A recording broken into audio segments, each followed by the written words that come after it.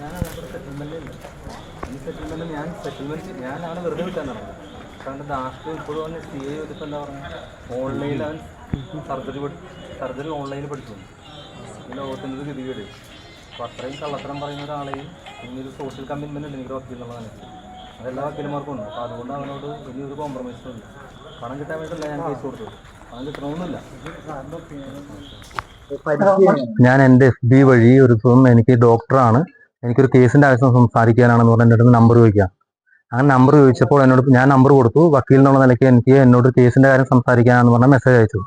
അപ്പോൾ എന്നോട് പരിചയപ്പെട്ടത് ഞാൻ ഡോക്ടർ വിഷ്ണുദത്ത്, കളമശ്ശേരി മെഡിക്കൽ കോളേജിലെ കാർഡിയോ തൊറാസിക് സർജൻ അസിസ്റ്റന്റ് പ്രൊഫസറാണ്. അതിൻ്റെ അവിടെ ജോലി ചെയ്യുന്നു. 4 വർഷത്തോളമായി ഞാൻ ഇവിടെ കാർഡിയാക് വിഭാഗത്തിൽ ജോലി ചെയ്യുന്നു എന്നാണ് എന്നോട് പറഞ്ഞത്. അങ്ങനെയാണ് പരിചയപ്പെട്ടതും. അദ്ദേഹത്തിന്റെ പേഴ്സണൽ ഒരു കേസ് നടത്താനെന്ന് കോട്ടയത്ത് പോയി കേസ് നടത്തണമെന്ന് പറഞ്ഞപ്പോൾ ഞാൻ പറഞ്ഞത്, കോട്ടയത്ത് ഞാൻ ഇപ്പം അങ്ങനെ ഔട്ട് സ്റ്റേഷൻ വർക്ക് നടത്താറില്ല, അതുകൊണ്ട് ഞാൻ പരിചയമുള്ള ഒരു വക്കീലിനെ ഏർപ്പെടുത്തി തരാം.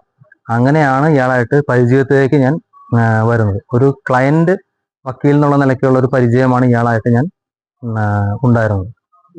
എത്ര രൂപയാണ് നമ്മൾ എന്നോട് ചോദിച്ചത്? എൻ്റെ ഇതിനകത്തേക്ക് അച്ഛൻ ആദ്യം ക്യാൻസർ രോഗിയാണ് എൻ്റെ അച്ഛൻ. ആ ക്യാൻസർ പേഷ്യന്റിന്റെ ട്രീറ്റ്മെന്റിന് വേണ്ടി വലിയ തുക ചെലവാകുമ്പോൾ ഇയാൾ ഡോക്ടർ എന്നുള്ള നിലയ്ക്ക് ഇയാൾ എന്ന് പറഞ്ഞ ഡിസ്ട്രിക്ട് മെഡിക്കൽ എഡ്യൂക്കേഷൻ മുഖാന്തരം ഒരു സ്പോൺസർഷിപ്പ് ഉണ്ടെന്നും 5 പേരെ ഒരു ഡോക്ടർക്ക് സ്പോൺസർ ചെയ്യാമെന്നും, അങ്ങനെ സ്പോൺസർ ചെയ്താൽ ഒരു വർഷം 15 ലക്ഷം രൂപ വരെ കവറേജ് കിട്ടുമെന്നും ലൈഫ് ലോങ് അങ്ങനെ കവറേജ് കിട്ടുമെന്നും പറഞ്ഞാണ് എൻ്റെ അടുത്ത് ഇയാളത് പൈസ മേടിച്ചത്. അങ്ങനെ വിശ്വസിക്കാണ്ടായ സാഹചര്യം, ഇദ്ദേഹത്തിന്റെ അമ്മയുടെ അക്കൗണ്ടിലേക്കാണ് ഇയാൾ കള്ള അക്കൗണ്ടാണ് നമുക്ക് തന്നത്. ഇദ്ദേഹത്തിന്റെ കൂടെയുള്ള കൊളീഗ് നഴ്സിന്റെ നമ്പറാണ് എന്ന് പറഞ്ഞാണ് എനിക്ക് തന്നത്.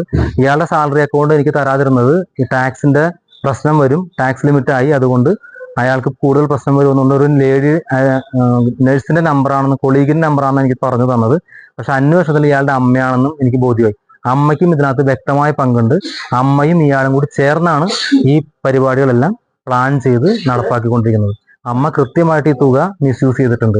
അമ്മയുമായിട്ട് സംസാരിച്ചിട്ടുണ്ട്. അമ്മ അതുപോലെ തന്നെ എൻ്റെ ഭാര്യയ്ക്ക് ലണ്ടനിൽ ജോലി ശരിയാക്കി തരാമെന്നും 30 വർഷമായിട്ട് അമ്മ ലണ്ടനിൽ നഴ്സാണെന്നും പെർമനന്റ് റെസിഡന്റ് ഉണ്ടെന്നും ഈ റെസിഡന്റ് ആണെന്നും ഈ അടുത്ത വർഷം 2025 അവർ റിട്ടയർ ആവുന്നതിന് മുമ്പ് എൻ്റെ ഭാര്യയ്ക്ക് അവിടെ ജോലി ശരിയാക്കി കൊടുക്കാമെന്ന് പറഞ്ഞപ്പോൾ എൻ്റെ ഭാര്യയ്ക്ക് ലണ്ടനിൽ ജോലി കിട്ടാവുന്ന ഒരു ക്വാളിഫിക്കേഷൻ ഇല്ലാത്ത ഒരാളാണ്.